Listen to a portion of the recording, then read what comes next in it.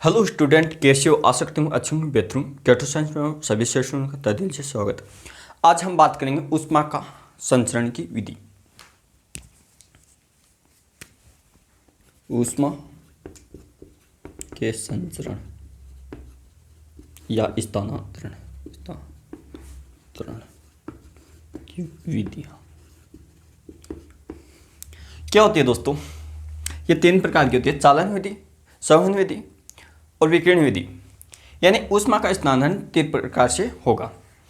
अब बात करेंगे चालन विधि की। चालन विधि आपको क्या ध्यान में रखना है? चालन विधि में क्या कहते हैं? एक कण दूसरा कण गतिशील नहीं होता है। कहने का मतलब एक कण या स्थिर है तो वो स्थिर रहता है। यानी कहने का मतलब क्या होता है कि एक दूसरे को परिवर्तित हो गए, यानी ताप का उत्सर्जन या ताप किस प्रकार से गति करता है। ताप सदैव ही, ताप हो चाहे द्रव हो, वो सदैव ही उच्च घनत्व से निम्न घनत्व की ओर संचरण करता है। तो इस ताप ऊष्मा में भी क्या होगा? जिसमें ज़्यादा ऊष्मा होगी वो कम ऊष्मा की ओर संचरण करेगा।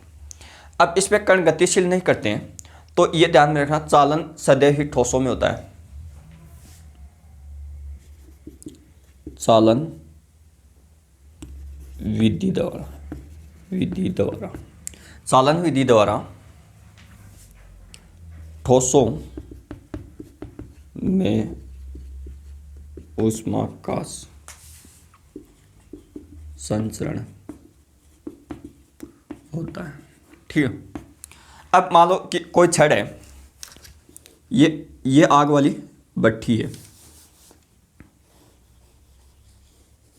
या हमने आग जला रखी है, ये छड़ लगाई हमने, तो ये छड़ पहले यहाँ से गर्म होगी, तो ये कण ऐसे ऊष्मा देते देते ये चिमटा पूरा गर्म हो जाता है।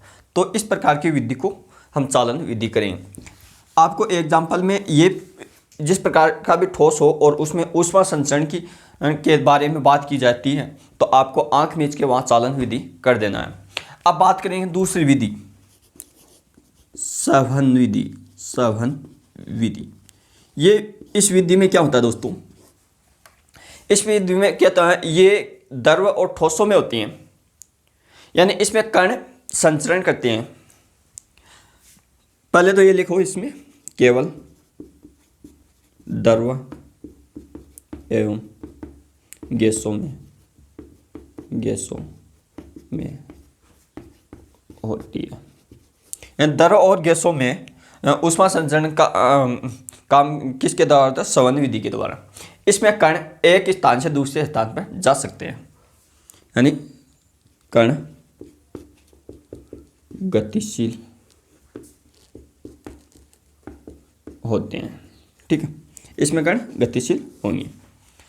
अब इसमें कैसे है? जैसे दूध उबालते हैं, चाय उबालते हैं, तो आपने देखा होगा वो उबलते हुए, तो वहाँ क्या होता है कि वो कण ऊपर वाले ना नीचे जाएंगे और वहाँ से ऊष्मा ग्रहण करके ऊपर आ जाएंगे। ये प्रक्रिया तब तक चलती रहती है जब तक पूरे जो हम लिक्विड या गैस लिए हुए हैं उसका तापमान बराबर ना हो, यानी साम्यावस्था प्राप्त ना हो, स्थायित्व प्राप्त। और स्थायित्व से ज़्यादा प्राप्त होता है तो दूध में उफान आने लग जाता है ना। तो ये आपको कंपटीशन ऐसे भी पूछा कि संवहन विधि केवल किस में होती है? तो द्रव और गैसों में होती है, जबकि चालन विधि ठोसों में होती है। अब बात करेंगे तीसरी विधि, विकिरण विधि।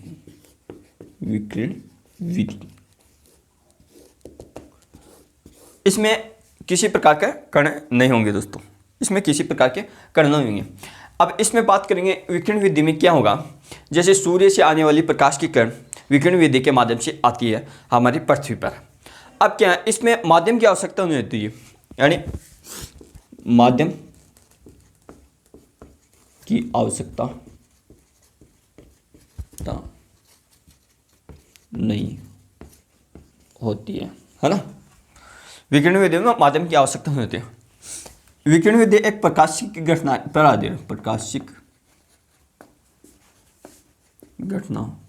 पर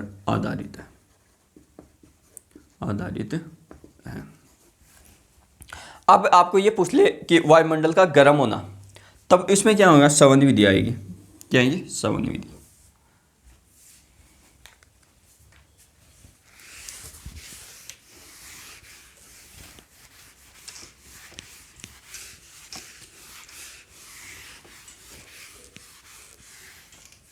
जैसे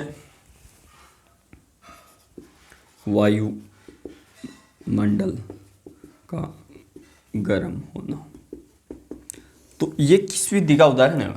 तो ये सवन विधि का होगा, सवन विधि। क्यों? यहाँ एयर, वायुमंडल में हवा पाई जाती है, तो हवा क्या है? एक प्रकार की गैस, तो हम सवन विधि करेंगे। जैसे मोटर गाड़ियों में, मोटर वाहनों में रेडियो एक्टर होता है, रेडियो एक्टर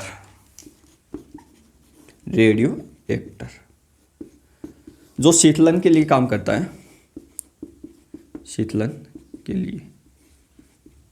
आगे आगे जो पंखा लगा हुआ आता है, उसमें जो हम पानी डालते हैं, वो किस विधि के द्वारा इंजन को ठंडा करता है? वो सवन विधि के द्वारा ही करता है, सवन विधि के द्वारा ही करता है। ये एग्जाम्पल बहुत आपको कंफ्यूज करेंगे, लेकिन आपको यही ध्यान में रखना है कि ठोस केवल चालन विधि के द्वारा ही गर्म होंगी, जबकि सवन विधि के द्वारा गैस एवं द्रव को गर्म किया जाता है। और विकिरण विधि प्रकाश की घटनाओं पर आधारित जो घटना घटित होती है, तो वहाँ विधि ऊष्मा का संचरण पूछेगा तो विकिरण विधि कर देना। Thank you, all the best. मिलते हैं नेक्स्ट क्लास अच्छी लगी हो तो लाइक करें, शेयर करें, कमेंट करें। आपको जो भी दिक्कत हो वो भी कमेंट करें, ताकि आपका आंसर और डाउट क्लियर किया जा सकता है। Thank you, all the best.